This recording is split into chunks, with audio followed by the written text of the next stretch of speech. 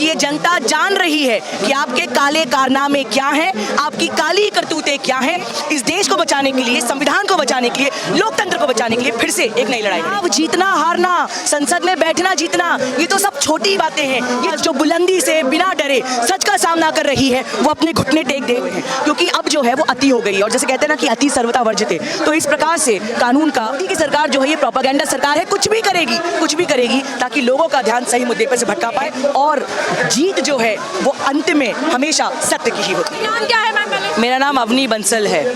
और ये जो आपने सवाल पूछा कि काला कपड़ा क्यों पहना है, देखिए ये जो कलर है ये केवल एक रंग नहीं है। काला जो है वो एक संदेश है उन सारे लोगों को जो ये गलतफहमी पाल कर बैठे हैं कि हम संविधान की हत्या कर देंगे, हम न्यायालयों को अपने हिसाब से चलाएंगे, हम संसद के पटल पर सांसदों को बोलने नहीं देंगे, हम ईडी सीबीआई की मशीनों का अपने मन अनुसार उपयोग करेंगे, हम देश की जनता को मूर्ख समझते हैं और मूर्ख बनाएंगे।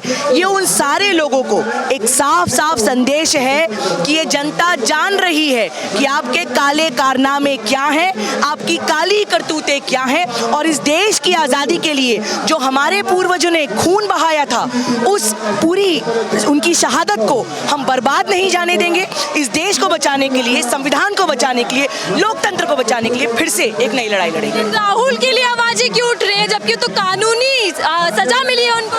राहुल गांधी जी हमारे नेता हैं जिन्होंने सच की लड़ाई के लिए कन्याकुमारी से कश्मीर को अपने पैरों से नाप दिया। राहुल गांधी जी सिर्फ कांग्रेस पार्टी के नेता नहीं है, राहुल गांधी जी इस देश के सारे युवाओं के नेता हैं जिनको लगता है कि हम सच की लड़ाई में माफी नहीं मांगेंगे। राहुल जी हम सबके नेता हैं जो ये कहने के लिए तैयार हैं कि चुनाव जीतना हारना, संसद में बैठना जीतना, ये तो सब छोटी बातें हैं, ये छोटी लड़ाइयाँ हैं। यदि देश बचेगा, देश का संविधान रहेगा, इस देश का लोकतंत्र रहेगा, पक्ष और विपक्ष रहेगा, उसके लिए हमारे देश के पूर्वजों ने लड़ाई लड़ी थी और उस लड़ाई को आज हम भी लड़ेंगे और जीतेंगे। क्या माफी मांग लेते तो सदस्यता नहीं जाती ना? मेरा आपसे सवाल है, आप इस देश की युवा हैं, क्या आप चाहती हैं कि इस देश में केवल एक आवाज जो बुलंदी से बिना डरे सच का सामना कर रही है वो अपने घुटने टेक दे? इस देश, ये जो देश है वो नौजवान देश है, इसमें मैक्सिमम लोग जो है वो यूथ हैं। यूथ इस देश का देख रहा है, समझ रहा है कि कौन इस देश को धर्म के नाम पर बांटकर इस देश के सामाजिक ताने बाने को पूर्ण तरीके से क्षतिग्रस्त करने के लिए तैयार है और कौन व्यक्ति जो है वो सच की लड़ाई में अपना सर्वस्व न्योछावर करने के लिए तैयार है। ऐसे में क्या आप चाहेंगी कि वो एक आवाज जो है वो भी माफी तले दब जाए? ये देश जो है वो गांधी विचारधारा का देश है, गांधी जी ने उस समय भी माफी नहीं मांगी और आज के नए युग के राहुल गांधी हमारे गांधी हैं, वो भी माफी नहीं मांगी। बीजेपी तो लगातार आपको घेर रही है, जब जब आप सत्याग्रह करते हैं, प्रदर्शन करते हैं। बीजेपी का काम है, झूठ का काम है झूठ कहना, आडंबरियों का काम है आडंबर फैलाना।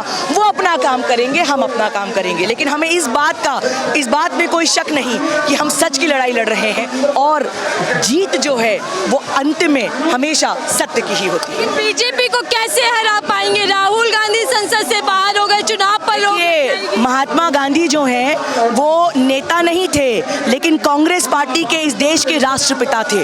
कैसे? क्योंकि उनके अंदर इस देश की आध्यात्मिक बैकबोन थी। आज राहुल गांधी का जो स्टेचर है वो केवल एक नेता प्रतिपक्ष से कहीं ज्यादा उभर गया है।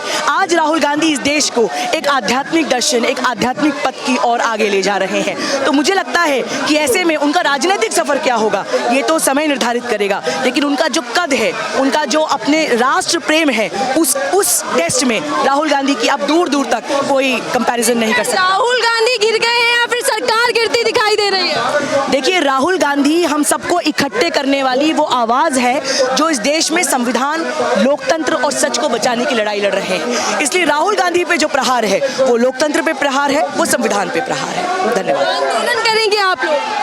आप अपना क्या कैमरा घुमाइए और देखिए कि किस प्रकार से देश के अलग अलग कोनों से युवा जो है आज यहाँ इकट्ठा हुए हैं, क्योंकि अब जो है वो अति हो गई है। और जैसे कहते हैं ना कि अति सर्वथा वर्जते, तो इस प्रकार से कानून का गैर कानूनी तरीके से उपयोग करके भाजपा ने ये सिद्ध कर दिया है कि उसको कहीं ना कहीं राहुल गांधी से बहुत डर लगता है। भारत जोड़ो यात्रा की सफलता से वो बौखलाए हुए हैं और उनको लग रहा है कि किसी भी प्रकार से प्रोपेगेंडा फैलाकर हम जो है वो जनता का ध्यान भटका देंगे। लेकिन जनता तो बार बार एक ही सवाल पूछ रही है कि अडानी जी ये 20 लाख करोड़ रुपए आए क्यों? तो राहुल गांधी जी ने जो सवाल लोकसभा में पूछा और 9 दिन के बाद उनके ऊपर पूरा केस चल गया, ये सवाल अब हम सब लोग मिलकर पूछेंगे। लेकिन पिछड़ों का अपमान कर रहे हैं, ये आरोप भी लग रहा है राहुल गांधी। बयान सुना है?